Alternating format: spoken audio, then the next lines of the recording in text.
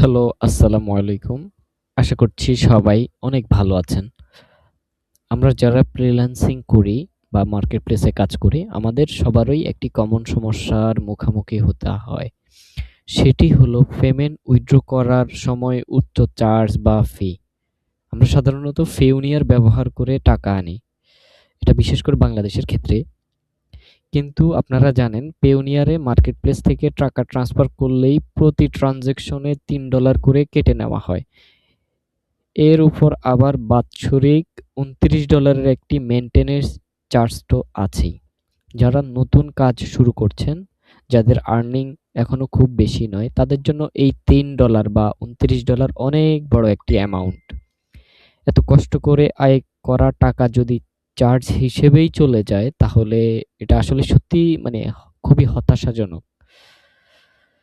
আহ তাই আজকে ভিডিওতে আমি আপনাদের জন্য একটি দারুণ বিকল্প মেথড শেয়ার করব।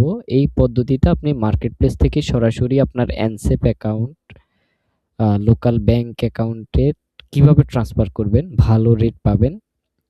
আহ, প্রসেসটা আমি আহ, আপনাকে দেখাবো।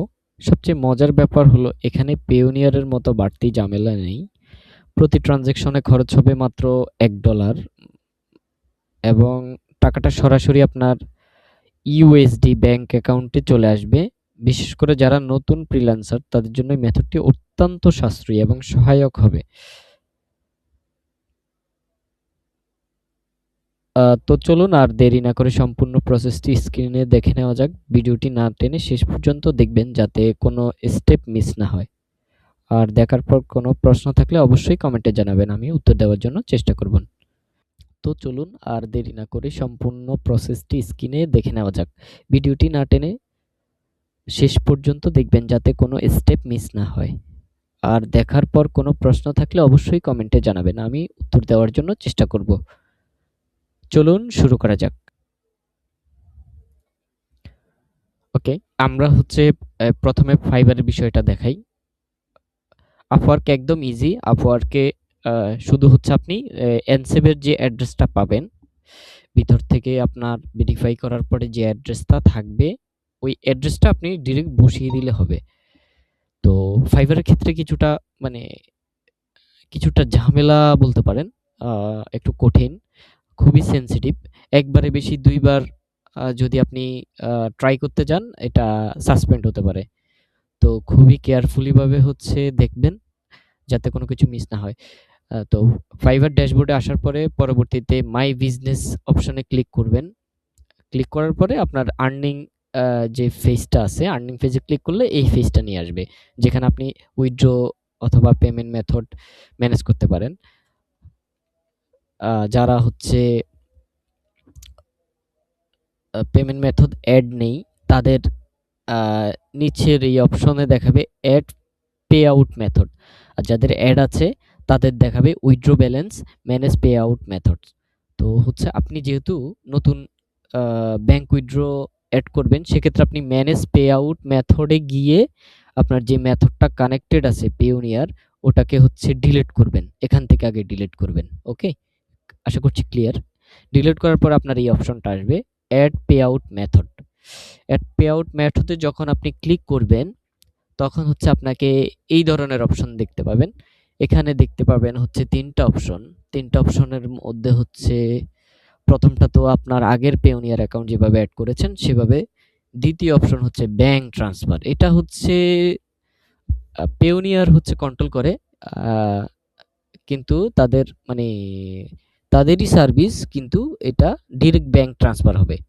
মানে এটা আপনি যে আগে যেগুলো করতেন, আপনি প্রথমে পেওনিয়ার ট্রান্সফার করতেন, এরপরে আপনি নিজে নিজে উইথড্র দিতেন, কিন্তু এটা তা না। এটা ডিরেক্ট পেওনিয়ার তাদের নিজস্ব ব্যাংক অ্যাকাউন্টে আগে টাকাটা ট্রান্সফার করবে, ওখান থেকে তারাই আপনার ব্যাংক অ্যাকাউন্টে পাঠিয়ে দেবে। তো আমরা দ্বিতীয় অপশনে ক্লিক করলাম, সিলেকশন করলাম। করার পরে আমরা যখন কন্টিনিউ দিব, তখন এরকম একটা ওটিপি যাবে আপনার ফাইবারে থাকা যেই মোবাইল নাম্বার এখানে দেওয়া আছে, সেই মোবাইল নাম্বারে আপনার ওটিপি যাবে।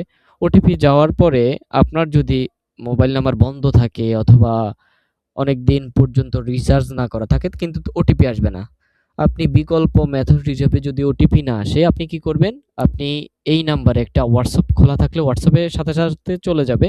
না হয় আপনি ২-১ বার ট্রাই করবেন। বেশি ট্রাই করলে আপনার অ্যাকাউন্ট মানে সাসপেন্ড হতে পারে। কারণ হচ্ছে এটা খুবই সেনসিটিভ। আমি আগে বললাম এটা খুবই সেনসিটিভ। আপনি মানে বেশি ট্রাই করবেন না। একাধিকবার ট্রাই করবেন না। এখানে ১-২ বার করে যখন দেখবেন আসছে না, WhatsApp দিয়ে ট্রাই করবেন। WhatsApp যদি না খোলা থাকে WhatsApp খুলে WhatsApp ওটিপি যাবে 100%। তো এই প্রসেসটা যাওয়ার পরে আপনার এটা দেখবে your phone number was successfully verified. যখন আমি ওটিপি দিয়ে দিলাম, you direct Payoneer to continue. আচ্ছা, ডাইরেক্টেড মানে আপনি হচ্ছে কন্টিনিউ উইথ পেওনিয়ারের সাথে গেলে আপনাকে ওই প্রসেসে নিয়ে যাবে পরবর্তী প্রসেসে। যখন আপনি পরবর্তী প্রসেসে যাবেন আপনাকে এই ফেজে নিয়ে আসবে। ফাইবার থেকে এই ফেজে নিয়ে আসবে ব্যাংক ট্রান্সফার সেটআপ। খুবই ক্লিয়ার। আপনি পুরাতন অ্যাকাউন্ট ব্যবহার করতে যাবেন না। এটা খুবই ঝামেলাযুক্ত। পুরাতন অ্যাকাউন্ট ব্যবহার করতে হলে আপনার অ্যাকাউন্টে থাকা সমস্ত ব্যাংক অ্যাকাউন্টগুলো রিমুভ করে তারপরে কানেক্ট করে ব্যবহার করতে হবে। এটা খুবই ঝামেলা। তো আপনি হচ্ছে আ নতুন অ্যাকাউন্ট খুলবেন। এটার জন্য আলাদা কোনো ভেরিফিকেশন লাগবে না। কোনো ফেস ভেরিফিকেশন কোনো কিছুই লাগবে না। শুধু ইনফো গুলা দিয়ে ইয়ে করবেন। এখানে যেগুলো আছে এগুলা দিবেন। আ নাম, ইমেইল অ্যাড্রেস, নতুন ইমেইল অ্যাড্রেস অবশ্যই ব্যবহার করবেন। আগের পেওনিয়ারে থাকা ইমেইল অ্যাড্রেস ব্যবহার করবেন না। নতুন ইমেইল অ্যাড্রেস এবং নতুন একটা ফোন নাম্বার ব্যবহার করবেন। ওকে? আশা করছি বুঝতে পারছেন। এর পরবর্তীতে যখন দিবে একটা পাজেল আসবে, হ্যাঁ? এর কিছু সময়ের মধ্যেই একটা পাজেল আসবে। পাজেলটা হচ্ছে কিছু অ্যানিমেল থাকবে বা একটা অ্যানিমেল থাকবে সেটা হচ্ছে আপনি অ্যা ডান দিকে অথবা বাম দিকে ঘুরিয়ে হাতের মানে একটা হাত আছে ওটা অ্যানিমেলের মাথার দিকে করে মানে শো করতে হবে। শো করতে হবে মানে অ্যানিমেলের মাথা যদি উপর দিকে থাকে ওই হাত কিন্তু উপর দিকে দিয়ে তারপরে হচ্ছে কনফার্ম দিতে হবে। পাজলের সিস্টেম হচ্ছে এরকম। এটা আশা করছি মানে খুবই সহজ। এটা আপনি বুঝতে পারবেন। আ পাজল ভুল হলে আবার মানে রিফ্রেশ দিয়ে আবার হচ্ছে পাজলটা কন আ ক কন্টিনিউ করতে পারবেন। এরপর পাজল দেওয়ার পরে এর পরবর্তীতে ইনফো সবগুলো দেওয়ার পরে এই অপশনটা আসবে। যখন নতুন অ্যাকাউন্ট দিবেন সিলেক্ট এ পেমেন্ট মেথড। এখানে add a new bank account দেওয়া আছে। Add a new bank account কোনটা দিবেন? যেটা এনসেভ এর যে ব্যাংক অ্যাকাউন্ট আপনাকে দেওয়া হইছে। ইউএসডি ব্যাংক অ্যাকাউন্ট যেটা দেওয়া আছে ওই ব্যাংক অ্যাকাউন্ট এখানে বসাবেন। এখানে add a new bank account দিলে আপনাকে হচ্ছে পরবর্তীতে ব্যাংক অ্যাকাউন্টের পেজে নিয়ে যাবে। এখান থেকে কি, কি সিলেক্ট করবেন? প্রথমে হচ্ছে ব্যাংক, কান্ট্রি এটা সিলেক্ট করবেন। United state of America. এরপর কারেন্সি ইউএসডি থাকবে। এরপরে এখান থেকে ক্লিক করে আপনার যে চিজ জেফি মর্গান আপনার ওখানে দেখবেন ব্যাংকের নাম যেটা আছে এখানে ক্লিক করলে সেটা খুঁজে পাবেন। এরপরে আপনার নাম দিবেন। এখানে আপনার নাম দিবেন। নাম দেওয়ার পরে আপনার যত ইনফো গুলো আছে এখানে দেখবেন ইনফো কিছু দেওয়া আছে। ওই ইনফো গুলো দিয়ে এখানে হচ্ছে চেকিং অ্যাকাউন্ট দিবেন। অবশ্যই ব্যাংকগুলো হয় আসলে চেকিং অ্যাকাউন্ট। এরপরে হচ্ছে আই কনফার্ম, হ্যাঁ? টার্মস কন্ডিশন এগুলা ওকে দিবেন, এগ্রি দিবেন। দেওয়ার পরে সাবমিট দিবেন। হ্যাঁ? এগুলো সবগুলো ফিল আপ করা ছাড়া সাবমিট দেওয়া যাবে না।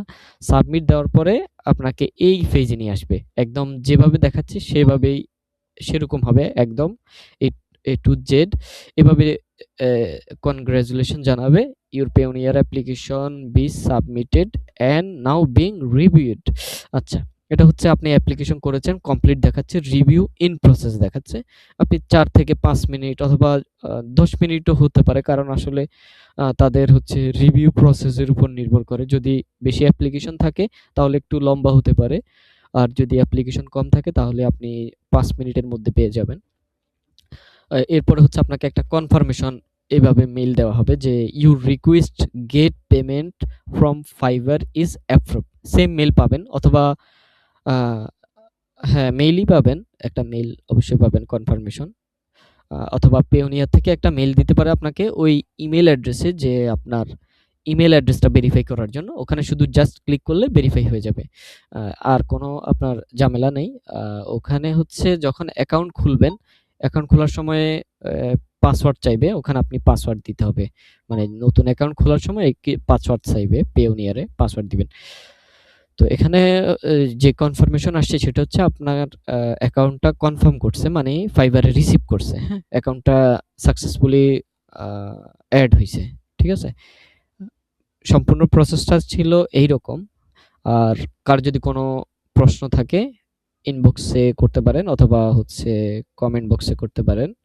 আমি উত্তর দেওয়ার চেষ্টা করব। এরপরে আপওয়ার্কের বিষয়টা প্রসেস সেম। ওখানে ডিরেক্ট ব্যাংক বসানোর সিস্টেম আছে। ওখানে শুধু কারেন্সি ইউএসডি দিবেন। এরপরে এনসেভ এর ব্যাংক অ্যাড্রেসটা বসাই দিবেন। তাহলে হয়ে যাবে। আশা করছি সবাই বুঝতে পারছেন। সবাই ভালো থাকবেন, সুস্থ থাকবেন। পরবর্তীতে কোনো বিষয় জানতে চাইলে আমাকে বলবেন। আমি ভিডিও তৈরি করার জন্য চেষ্টা করব। আসসালামু আলাইকুম।